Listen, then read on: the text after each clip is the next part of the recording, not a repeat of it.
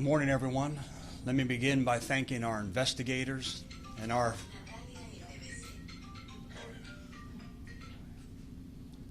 teacher. They used to do that. You know, what did the teacher used to do?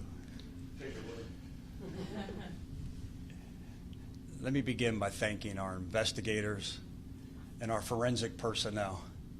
It's because of their hard work and dedicated efforts that today we are eagerly able to announce the arrest of Mayat Lee, a 20-year-old with no criminal history until this extremely violent crime spree that he's done over the past 10 days.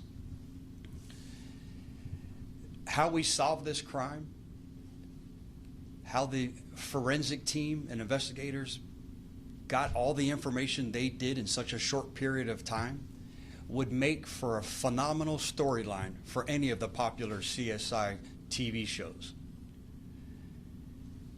Mayat Lee may have outran us that early Sunday morning after he tried to kill one of our deputies to escape capture, but he couldn't outrun technology and science.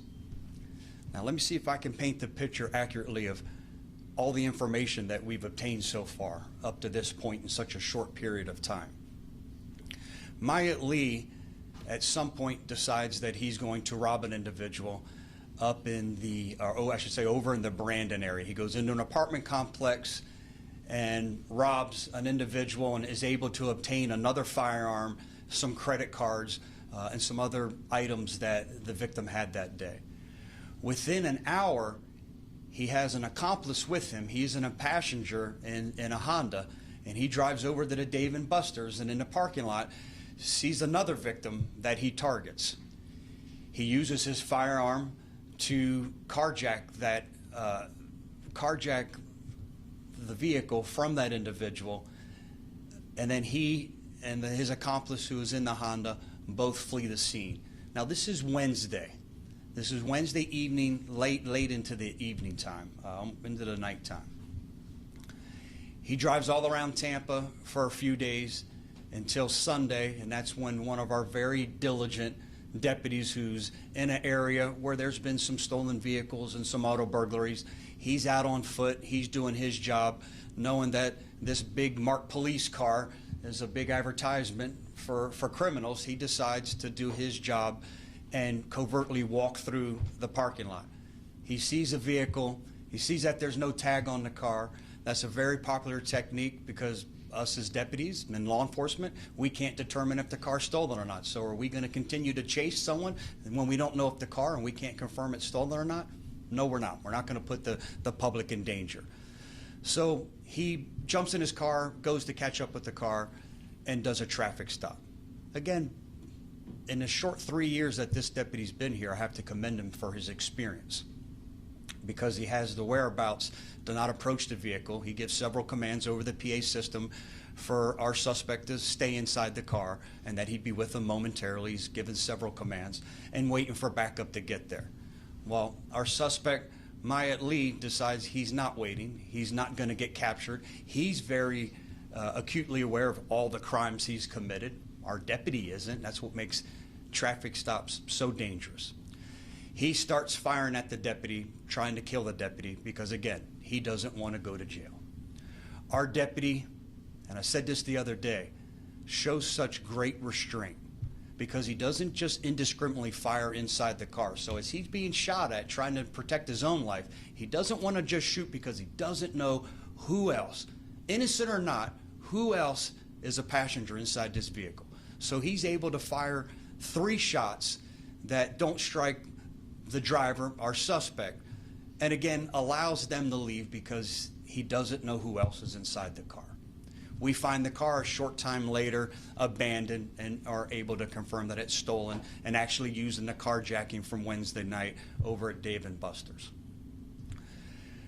Our investigators, our forensic personnel immediately jump into action and, like we said on Monday, start putting all the pieces of the puzzle together here. So how did we come into contact? How did we learn that Mayat Lee was our guy? This fool uses a mobile device to wire money to a credit card, to do a cash transfer from the credit card to himself.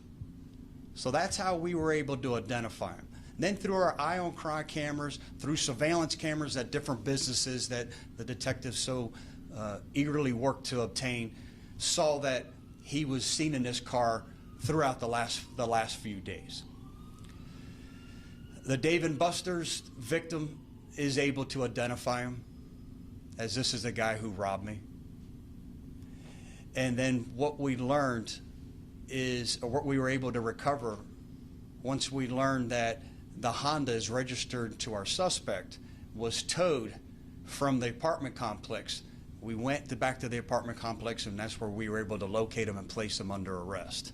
We were able, and I'm very grateful for this, to get the firearm. We believe, we're confident, we'll have to confirm it through lab testing, that he used to shoot at our deputy and attempt to kill him, and also used this firearm to commit additional crimes. So I am extremely grateful that we were able to recover that firearm, and it will not be used to create another victim in this community. At the same time, our investigators learned that almost a week prior to this half of his crime spree, that he was in Cobb County, Georgia, and did the same thing up there, where he robbed somebody up there, stole some items. Matter of fact, one of the items was a Bluetooth speaker. Well, we happened to recover the same Bluetooth speaker from the car, along, again, with the science, not being able to outrun the science. Fingerprints inside this abandoned car that he used to try to kill our deputy and carjacked from this poor victim at Dave & Buster's.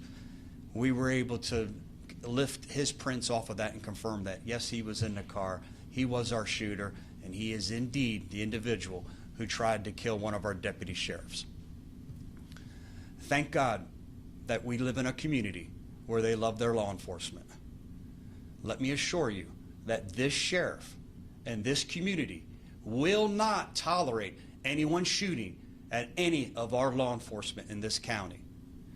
I will now, within every ounce of my body and jurisdiction that I have, make sure that this individual will be prosecuted to the fullest extent of the law, and that he will not ever victimize another individual in our community.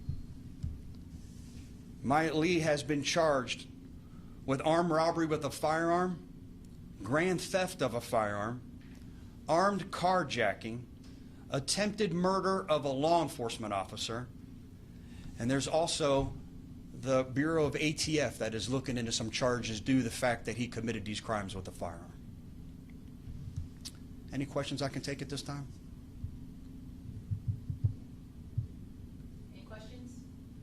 Thank you, Sheriff. Thank you, everyone.